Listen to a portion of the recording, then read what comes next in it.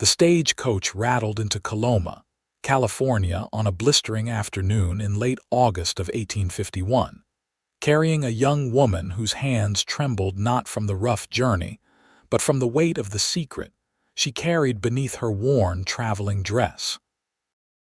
Olivia Grant pressed her palm against her middle, feeling the slight curve there that would soon be impossible to hide. The advertisement had promised a cowboy seeking a wife, someone to share his life on a ranch outside of town. What it had not mentioned was whether he would accept a bride, who came with complications already taking root. She had answered the advertisement out of desperation, leaving behind a life in Philadelphia that had crumbled around her after the man who had promised her everything disappeared the moment she told him about the child. Her family had turned their backs, her father calling her a disgrace, her mother weeping but ultimately siding with him. The choice had been simple: face destitution and shame in a city that knew her story, or take a chance on a new life where no one knew her past. The stagecoach lurched to a stop outside the general store, and Olivia gathered her small carpet bag, the sum total of everything she owned now. Her heart hammered against her ribs as she stepped down onto the dusty street, her eyes scanning the unfamiliar faces of miners, merchants, and ranch hands going about their business. Coloma was still riding high on gold fever, though the easy pickings were long gone.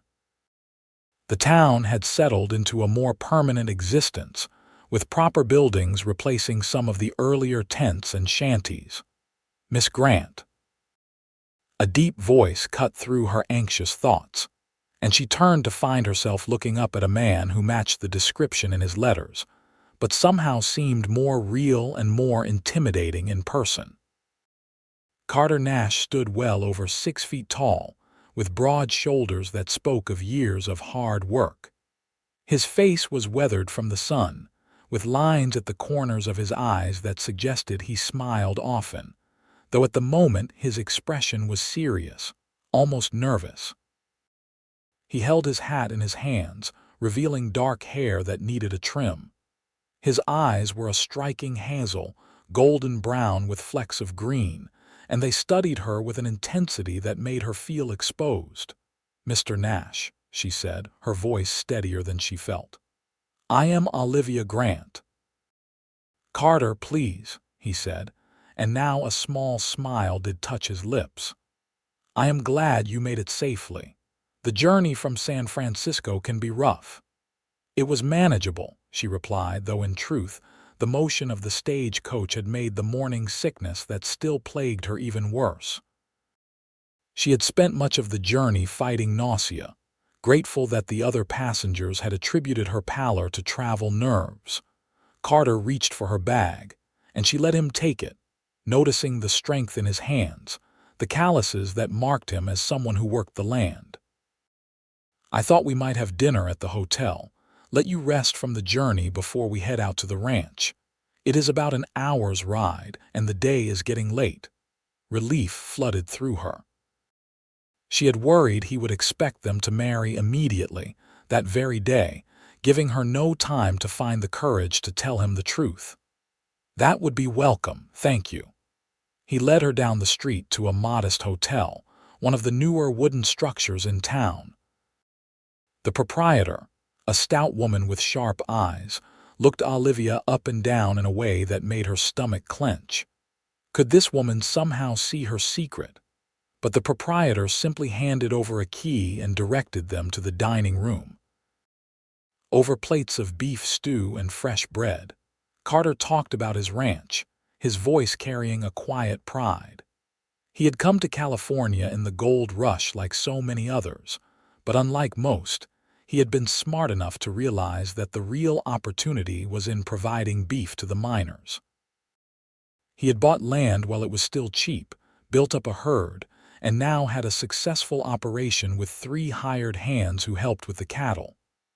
"I know it is not Philadelphia," he said, watching her carefully. "Life out here is harder, more isolated, but it is a good life, honest work." I can provide for a family." The word family made her throat tighten.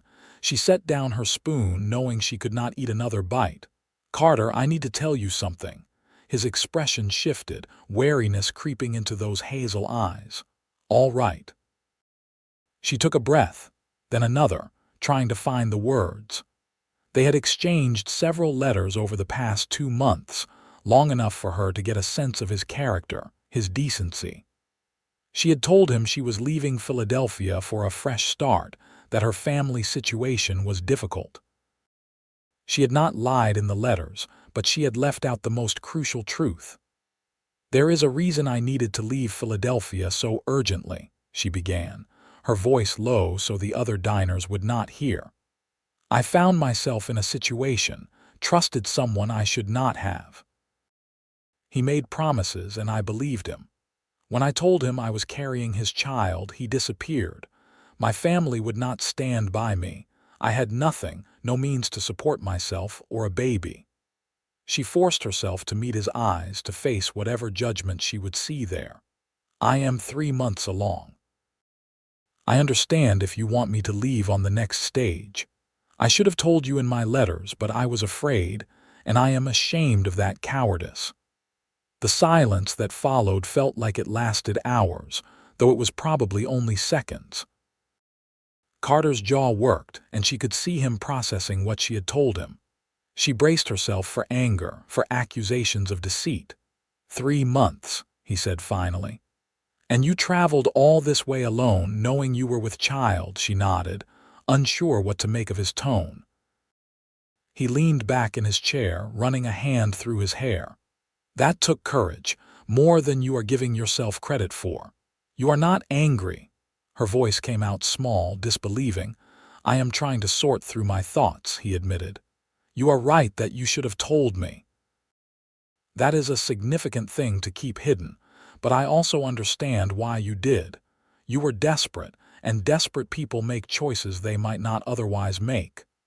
"I will leave if you want me to," she said quickly.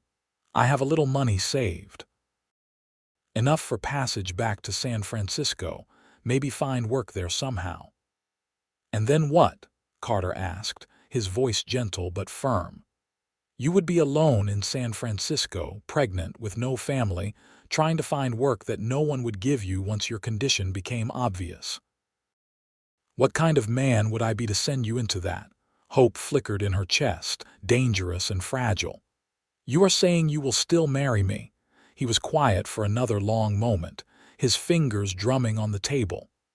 "My mother died when I was 12, he said, seemingly off topic. "Fever took her in the winter. Before she passed, she made my father promise he would not become bitter, would not let hardship make him cruel.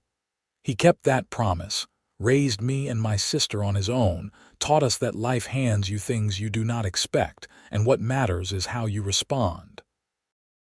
He looked at her directly. "I wrote to you because I wanted a partner, someone to build a life with. That has not changed. The circumstances are different than I expected, yes. But some secrets become blessings, my mother used to say. She said that about my sister, who came along when my parents had given up hope of having another child. Maybe this baby can be that for us." Tears burned in Olivia's eyes, spilling over before she could stop them. "You would do that? Accept a child that is not yours?" "The child will need a father," Carter said simply. "And if you are willing, I would like to be that. But I need to know you are choosing this too, not just accepting it because you have no other choice. I do not want a wife who will resent me or the life here." Olivia wiped at her tears, aware that people were starting to stare. "I do not resent you. I barely know you. But from your letters, from meeting you today, I think you are a good man, better than I had any right to hope for. I want to make this work." He reached across the table, his large hand covering hers. The gesture was not romantic, not yet, but it was kind. "Then we will make it work, together." They were married the next morning by the circuit judge who happened to be passing through Coloma.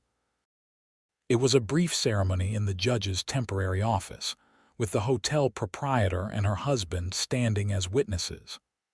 Olivia wore the best dress she owned, a simple blue cotton that she had let out slightly at the waist before leaving Philadelphia. Carter wore clean clothes and had gotten a shave, looking more polished than he had the day before. When the judge pronounced them husband and wife, Carter kissed her cheek, a chaste gesture that spoke of the awkwardness of their situation. They were legally bound now, but still strangers in all the ways that mattered. The ride out to the ranch gave Olivia her first real look at the California landscape. The summer heat had turned the grass golden, and the foothills rolled away toward distant mountains. The American River, which had started the gold rush, glinted in the sunlight. Carter pointed out landmarks as they rode, his horse pulling the small wagon that carried her bag and supplies he had picked up in town. "The ranch is not much to look at yet," he said as they turned onto a rutted path. "The house is solid, but it is small. 2 rooms right now, though I have been planning to add on. Guess that will need to happen sooner rather than later." The house came into view, a simple wooden structure with a covered porch. Nearby were a barn, a corral with several horses, and in the distance she could see cattle grazing. It was rustic, nothing like the Philadelphia townhouse where she had grown up, but it looked sturdy and well maintained. 3 men emerged from the barn as they approached, clearly curious about the new arrival. Carter made introductions. There was Miguel, a Mexican vaquero in his 40s with a weathered face and kind eyes. Beside him stood his son, Juan, who looked to be in his early 20s, tall and lean with his father's dark coloring. The third was an older white man named Walter, grizzled and quiet, who nodded at Olivia but did not say much. "My wife, Olivia," Carter said, and she heard pride in his voice that warmed her despite the strangeness of everything. His wife. She was someone's wife now, protected by that title in a way she had not been when she was simply Miss Grant, ruined and alone. The men tipped their hats respectfully, and Miguel smiled. "Welcome, Senora. It is good the boss finally has someone to keep him from working himself to death." "I will show you the house," Carter said, helping her down from the wagon.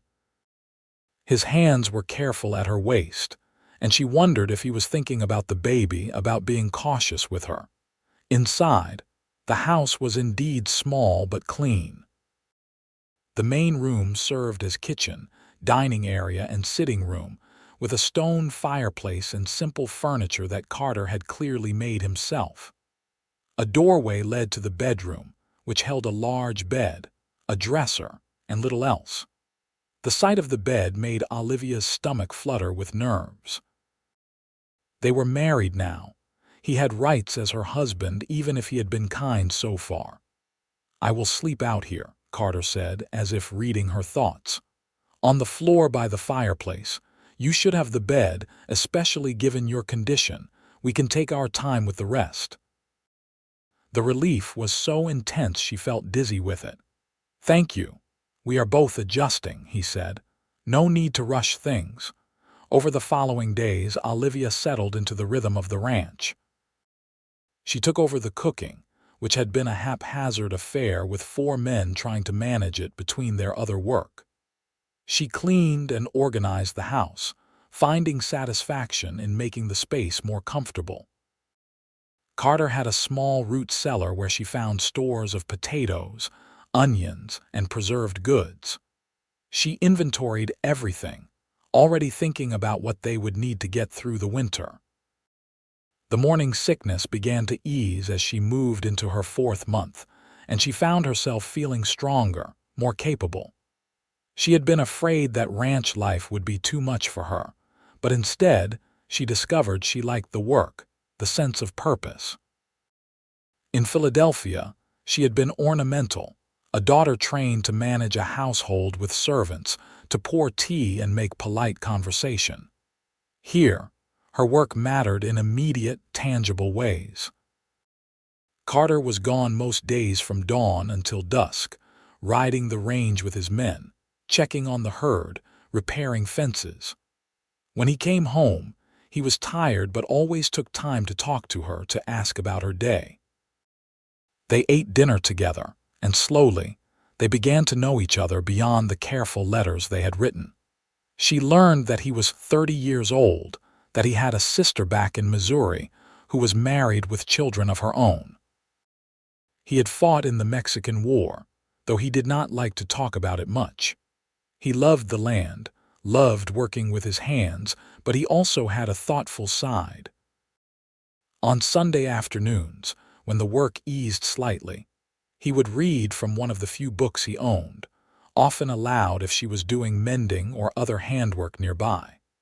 He learned that she had grown up privileged but lonely, an only child whose parents had high expectations and little warmth.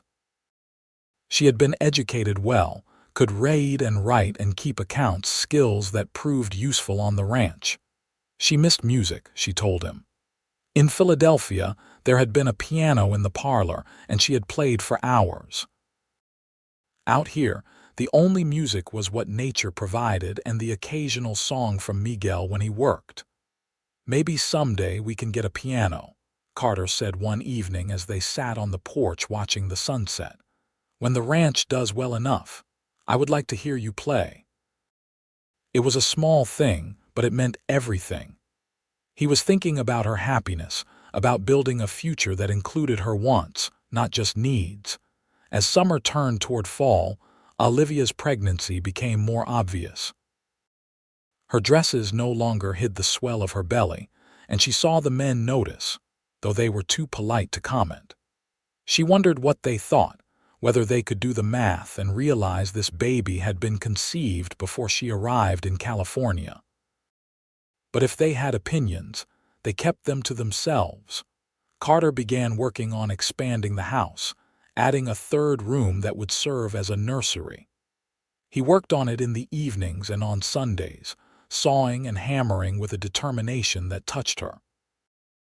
Juan helped him, and sometimes Miguel too, and the structure began to take shape. One evening in mid-September, Olivia brought water out to where Carter was working. The days were cooler now, but he was still sweating from the exertion, his shirt clinging to his back. He looked up when she approached, setting down his hammer to take the offered cup. "You do not have to do this," she said quietly.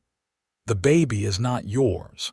I know you said you would be its father, but building a whole room, putting in this work, I do not want you to feel obligated." Carter drank deeply, then wiped his mouth.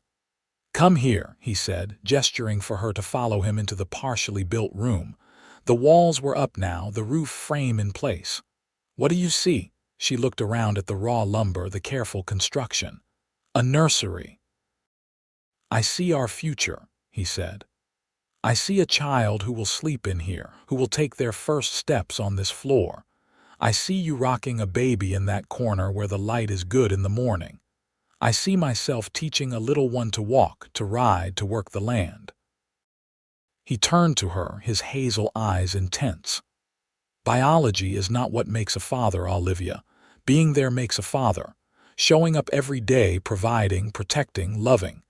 That is what I plan to do. So yes, I am building this room and I will do it gladly." Something shifted in her chest, a warmth that had nothing to do with the lingering heat of the day. She had agreed to marry this man out of desperation, but she was beginning to care for him in a way she had not anticipated. He was good, genuinely good, in a way the man who had fathered her child had never been. "Thank you," she said, and then, acting on impulse, she stepped forward and kissed him. It was the first time she had initiated any physical contact, and she felt him stiffen in surprise before his arms came around her, careful of her belly, pulling her closer. The kiss deepened, and for the first time since her world had fallen apart in Philadelphia, Olivia felt something like hope, something like desire. When they pulled apart, Carter's eyes were dark. "I have wanted to do that for weeks," he admitted. but I did not want to push, did not want you to think I expected anything." "I do not feel pushed," she said softly. "I feel grateful, and I feel something else, something I did not expect to feel again. I am beginning to care for you, Carter, as more than just a husband in name." His smile was slow and genuine. "Good, because I have been falling for you since the day you stepped off that stage and looked at me like you were expecting me to turn you away. You were so brave, even though you were terrified. I admired that." That night, Carter did not sleep by the fireplace. They went to bed together, and though they moved slowly, mindful of her pregnancy, they became husband and wife in every sense. It was tender and careful and nothing like Olivia's previous experience, which had been hurried and selfish. Carter made her feel cherished, made her feel beautiful even with her changing body. When she cried afterward, he held her and stroked her hair, understanding without her having to explain that these were not tears of sadness. The autumn brought changes to the ranch. They drove a portion of the herd to Sacramento to sell, making good money that Carter immediately put toward improving the property and ensuring they had everything needed for the baby. He bought fabric for diapers and gowns, a cradle from a furniture maker in Coloma, supplies for the winter. Olivia's friendship with Miguel's family deepened. Miguel's wife, Rosa, lived with Juan and his new bride, Carmen, in a small house on the edge of the ranch property. Rosa was a warm, practical woman who had raised 6 children. When she realized Olivia's condition, she immediately took the younger woman under her wing. "You're first?"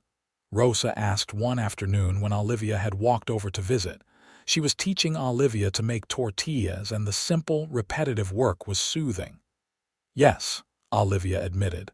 "I am terrified."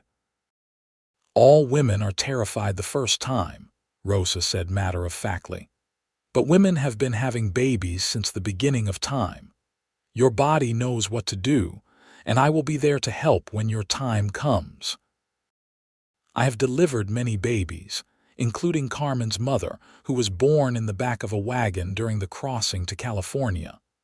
"Carter asked you to help." Olivia felt a rush of gratitude toward her husband.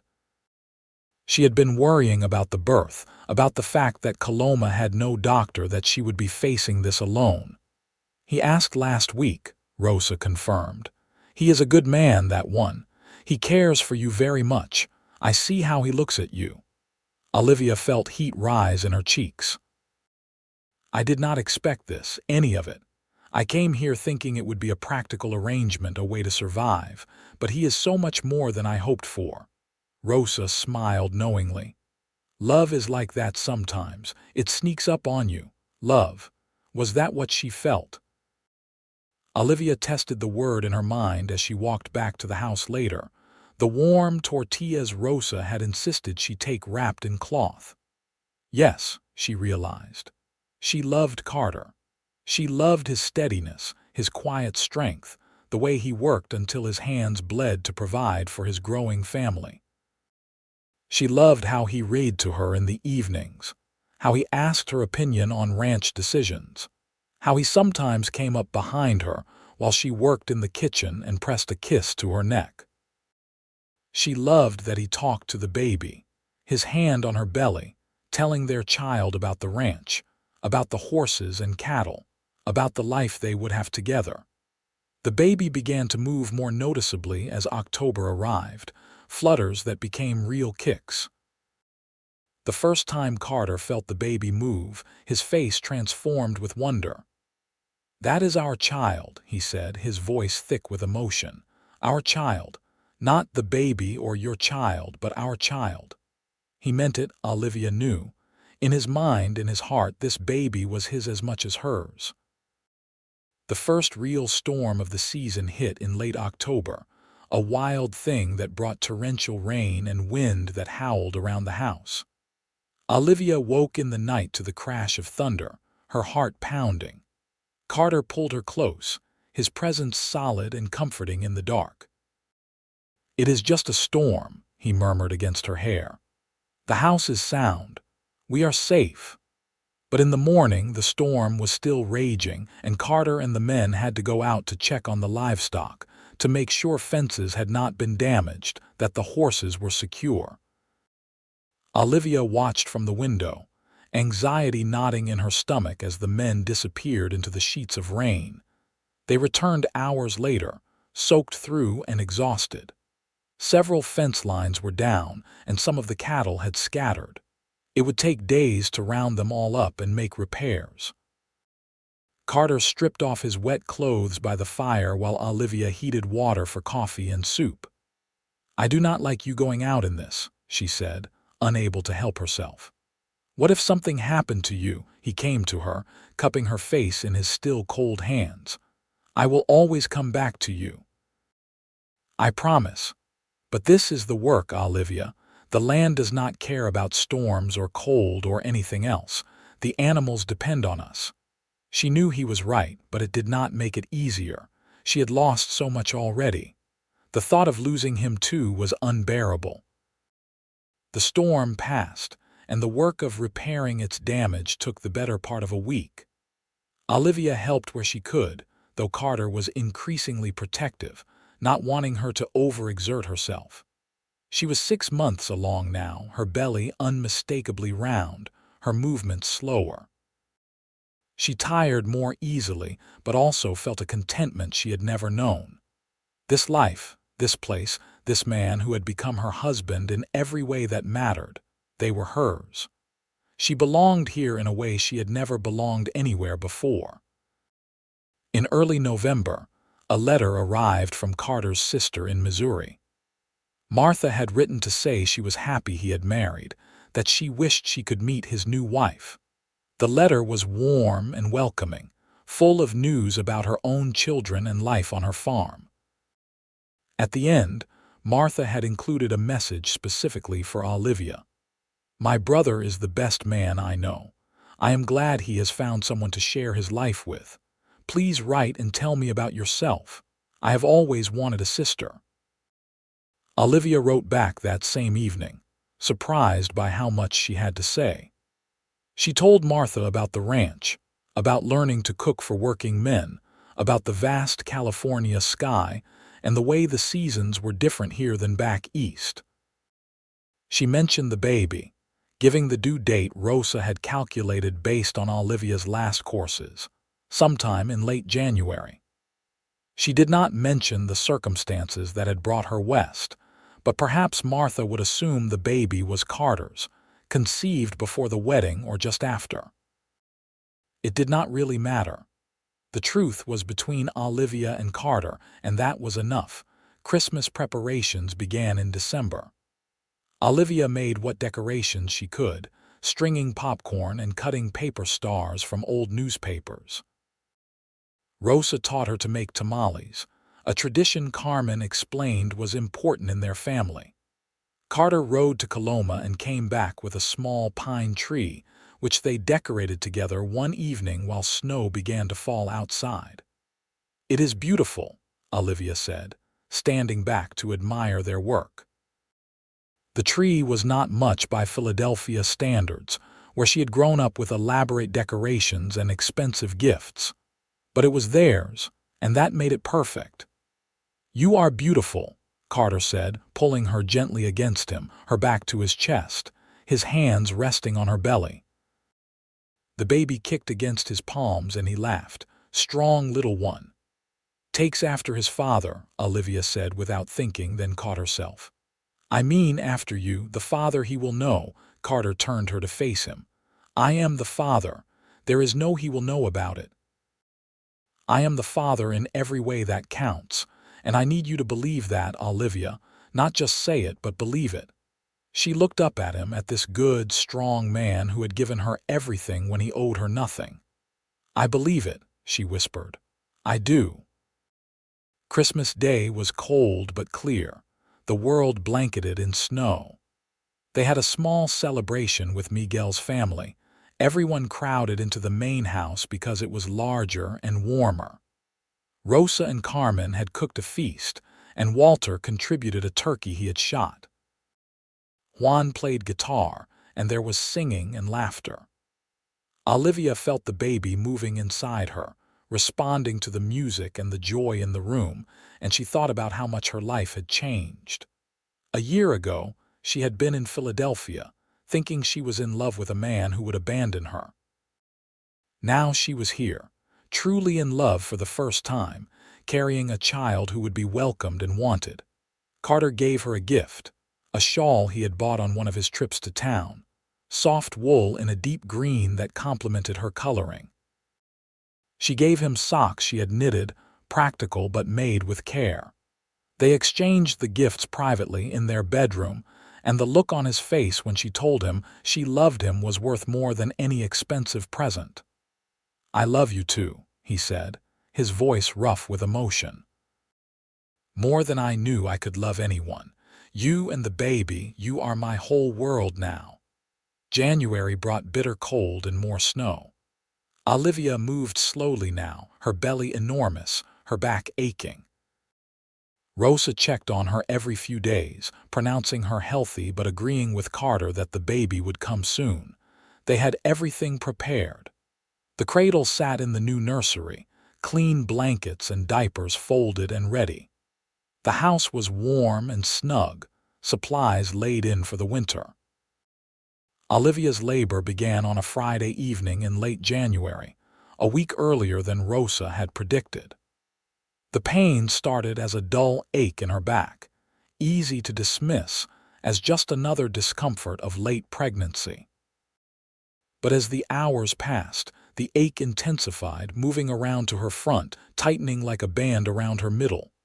"Carter," she said quietly, interrupting him as he read by the fire. "I think it is time." His head snapped up, eyes wide. "The baby, now." The pain started a few hours ago. "They are getting stronger." He was on his feet immediately, pulling on his coat. "I will get Rosa. Do not do anything, just sit down, try to rest." She might have laughed at his panic if another contraction had not chosen that moment to grip her, stealing her breath. When it passed, she lowered herself carefully into the rocking chair they had placed by the fire, her hands on her belly, feeling the hardness of her womb as it worked to bring her child into the world. Carter returned with Rosa, Carmen, and Miguel, who immediately began heating water and bringing clean linens. Rosa examined Olivia and announced that it would be hours yet. This was just the beginning. Carter looked like he might be sick. "She will be fine," Rosa told him firmly. "But you need to stay calm, yes. She does not need your worry." He nodded and knelt beside Olivia's chair, taking her hand. "Tell me what to do, tell me how to help." "Just stay with me," she said, squeezing his fingers. "Do not leave." "Never," he promised. The labor progressed through the night. Rosa and Carmen took turns supporting Olivia, helping her walk when she could, rubbing her back, giving her sips of water. Carter stayed close, his presence a constant comfort. When the pains became overwhelming and Olivia cried that she could not do this, he held her face in his hands and told her she was the strongest person he knew, that she could do anything. Dawn was breaking when Rosa finally said it was time to push. Olivia was exhausted, every muscle trembling, but she bore down when Rosa instructed, Carter supporting her from behind, his arms strong around her. "Again," Rosa commanded. "I see the head. One more, maybe two." Olivia pushed with everything she had, a guttural cry tearing from her throat. There was pressure, then a release, and suddenly a baby's wail filled the room. "A boy," Rosa announced, her lined face breaking into a smile. "A healthy boy." She placed the squalling infant on Olivia's chest, and Olivia looked down at her son, her baby, this tiny person with a shock of dark hair and furious red face. He was perfect, absolutely perfect. She looked up at Carter, tears streaming down her face, and saw that he was crying too. "Our son," he said, his voice breaking. "Our beautiful son." Rosa helped deliver the afterbirth and got Olivia settled in bed, clean and comfortable with the baby nursing. Carter sat beside them, one hand on Olivia's shoulder, the other touching the baby's impossibly small hand. The infant's fingers wrapped around Carter's larger one, gripping tight. "He knows his father," Carmen said softly from where she and Rosa were cleaning up. "Look how he holds on." Carter could not speak, could only nod, his face wet with tears. Later, after Rosa and Carmen had left, after the house was quiet except for the baby's small noises and the crackle of the fire, Carter and Olivia talked about names. "I always liked Christopher," Carter said. "After my father, Christopher Nash. What do you think?" "Christopher," Olivia repeated, testing it. The baby blinked up at her with unfocused eyes. "I think it is perfect. Christopher Carter Nash." "After both of us," Carter said, pleased. "A good, strong name. Christopher was a good baby, or as good as any newborn could be. He nursed well, slept in stretches of 2 or 3 hours, and grew quickly." Carter was besotted, spending every free moment holding his son, talking to him, showing him around the ranch. Olivia watched her husband with their child and felt her love for him grow deeper still. "Do you ever think about him?" Carter asked one night when Christopher was about a month old. They were in bed, the baby asleep in his cradle in the nursery. "The man who fathered him," Olivia was quiet for a moment, considering. "Sometimes," she admitted. "But only to be grateful that things turned out as they did. If he had stayed, if he had married me, I would not be here. I would not have you. And Christopher would not have the father he has. That man, whoever he was, he did me a favor by leaving. He brought me to you." Carter pulled her closer, kissing the top of her head. "Some secrets become blessings," he said, echoing what he had told her that first day. "My mother was right. Spring came, bringing wildflowers and new calves." Christopher grew chubby and started to smile, his whole face lighting up when he saw Carter or Olivia. Olivia took him outside in the warm afternoons, letting him feel the sun on his face, showing him the horses and the endless sky. In April, a letter came from Philadelphia. Olivia's mother had written, a tentative missive that begged for news. She had heard from a cousin who had seen the male bride advertisements that Olivia might have gone to California. She wrote that Olivia's father had passed away over the winter, a sudden illness. In his final days, he had expressed regret about how things had ended with his daughter. Olivia's mother wanted to know if she was alive, if she was well, if there was any chance for reconciliation. Olivia showed the letter to Carter, unsure how to respond. "I do not know what to say to her. Part of me is still angry that she did not stand up for me when I needed her, but part of me feels sorry for her too. She has lost her husband and her daughter." "What does your heart tell you?" Carter asked. "That everyone deserves a second chance," Olivia said slowly. "That I should write back, tell her about our life here, about Christopher. Maybe even invite her to visit if she wants to make the journey." "Then that is what you should do," Carter agreed. "Family is important. If there is a way to mend that fence, it is worth trying." Olivia wrote a long letter, telling her mother everything. About answering the male bride advertisement, about Carter and the ranch, about Christopher and how loved and wanted he was. She sent a photograph that a traveling photographer had taken of the three of them, Carter standing tall and proud, Olivia seated with the baby in her arms. They looked like what they were, a family. Her mother wrote back 2 months later, a tearful letter full of apologies and joy at having a grandson. She was too old and frail to make the journey to California, she wrote, but perhaps someday Olivia and her family could come east for a visit. In the meantime, they would write, and she wanted to send gifts for the baby if Olivia would allow it. It was not perfect, but it was healing, and Olivia was grateful for it. She had learned that family could be complicated, that love could exist alongside hurt and disappointment. But she had also learned that family was what you made it, that the bonds of choice could be just as strong as the bonds of blood. Christopher took his first steps in September, just before his first birthday. He toddled across the floor of the main room from Rosa's waiting arms to Carter's, and everyone cheered. He was a happy child, quick to laugh, curious about everything. He looked like Olivia in his features, but he had Carter's temperament, steady and good-natured. For Christopher's first birthday, they had a party with both families, the Nashes and the extended family that Miguel and Rosa represented. There was cake and singing, and Christopher was thoroughly spoiled with small gifts. Carter had carved him a set of wooden animals, and the boy was fascinated, clutching the tiny horse in his fist. That night, after everyone had gone and Christopher was asleep, Carter and Olivia sat on the porch as they often did, watching the stars.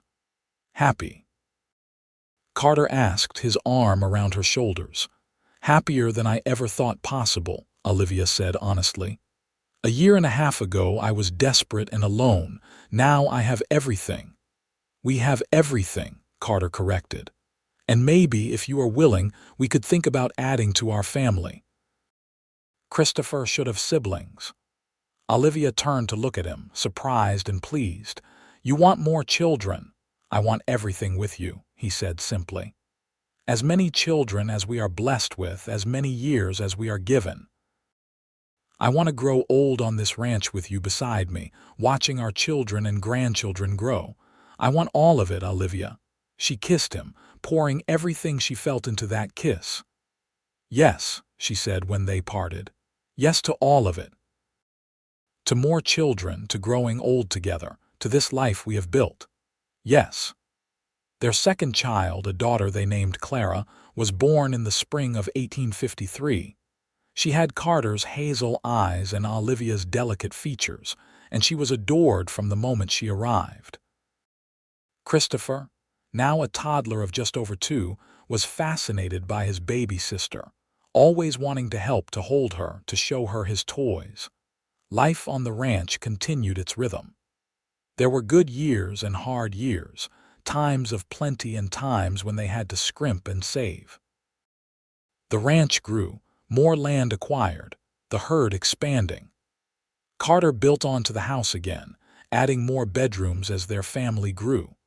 A third child, a son they named William, arrived in 1855, followed by a daughter, Grace, in 1858. Olivia's mother passed away in 1856, but by then, she and Olivia had exchanged many letters, and there was peace between them. Olivia was sad but grateful they had reconciled, that her mother had known her grandchildren through Olivia's detailed letters and the photographs she sent. Christopher grew into a serious, capable boy who loved the ranch and the work. By the time he was 10, he was Carter's shadow, learning everything he could about cattle and horses and the land. He never knew that Carter was not his biological father, or if he knew, he never cared. Carter was his father in every way that mattered, the man who taught him to ride, to rope, to be honest and fair and hardworking. On a summer evening in 1861, as the nation was tearing itself apart in civil war that felt distant from their California ranch, Carter and Olivia sat on their porch watching their 4 children play in the yard. Christopher was 12 now, tall and lanky, helping Clara and William build something with scraps of wood. Grace, the youngest at 3, toddled around them trying to keep up. You remember that first day? Olivia asked, leaning against her husband. When I stepped off the stage and you were waiting, I remember thinking you looked terrified, Carter said, smiling at the memory, and beautiful, and brave. I remember thinking you were my last hope, Olivia said.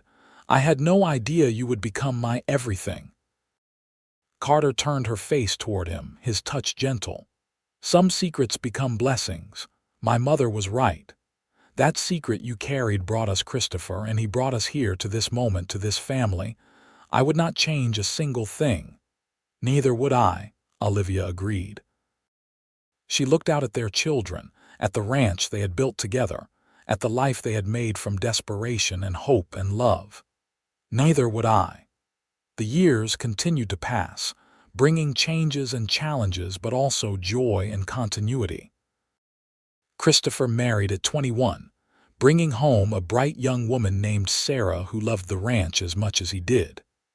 They built a house on the property, not far from Carter and Olivia, and started a family of their own.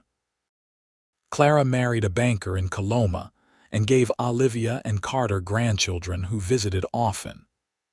William showed more interest in books than cattle and eventually went to San Francisco to study law, though he always came home for important occasions. Grace, the baby, married Juan's son and stayed close, living on the ranch with her family. Carter and Olivia grew old together, their hair turning gray, their bodies slowing but their love never diminishing. They had weathered droughts and floods, disease and loss, but they had done it together, partners in every sense. The ranch prospered under their care, becoming one of the most successful in the region. On their 30th wedding anniversary in 1881, their children and grandchildren gathered for a celebration. There were dozens of people now, the family having grown far beyond that desperate young woman and the cowboy who had chosen kindness over judgment. Christopher stood to make a toast, his voice strong and clear. "To my parents," he said, raising his glass, "who taught us that family is not just about blood, but about love and commitment and showing up every day. Dad, you are the best man I know, and I have spent my life trying to be like you. Mom, you are the strongest woman I know, and I am grateful every day for your courage. To 30 more years." Everyone cheered and drank, and Olivia wiped tears from her eyes. Carter squeezed her hand, his hazel eyes still bright despite his age. That night, alone in their bedroom in the house they had built together, expanded together, filled with love and children and memories, Carter and Olivia held each other. 30 years, Olivia said softly. 30 years since I stepped off that stage pregnant and terrified and hoping for mercy. 30 years since I met the woman who would become my whole world, Carter replied. The best decision I ever made was saying yes to you, to the baby, to all of it. Some secrets become blessings, Olivia. You and Christopher, you were my blessing. And you were ours, she said, kissing him with all the love that still burned bright after 3 decades. You were always ours. They lived many more years, Carter and Olivia, surrounded by their children and grandchildren and even great-grandchildren. The ranch passed to Christopher and his children, staying in the family as Carter had always hoped. When Carter finally passed away at the age of 78, Olivia was beside him, holding his hand as she had held it through every important moment of their lives together. His last words were, "I love you," and she said them back, meaning them with her whole heart. Olivia lived 2 more years after Carter's death, long enough to see another great-grandchild born, long enough to tell her story one more time to the gathered family. She told them about answering a male bride advertisement in desperation, about the secret she had carried, about the cowboy who had said some secrets become blessings. She told them about building a life from nothing, about love that grew from kindness and became something strong and lasting. When Olivia died peacefully in her sleep in 1893, she was laid to rest beside Carter on a hill, overlooking the ranch they had built together. Their children and grandchildren and great-grandchildren stood together at the grave, a testament to the choice Carter had made 42 years earlier to offer mercy to a desperate young woman. The story was passed down through the generations, the tale of the male bride who came to California carrying a secret and the cowboy who chose love over judgment. It became family legend, a reminder that family is built on choice and commitment, that the circumstances of birth matter less than the love given and received. Christopher's children told it to their children, who told it to theirs, each generation adding their own chapter to the story that had started with Olivia stepping off a stagecoach in Coloma, and Carter Nash deciding that some secrets become blessings. The ranch remained in the family for generations, and on that hill where Carter and Olivia were buried, their descendants would sometimes stand and look out over the land and remember the courage it took to build this legacy.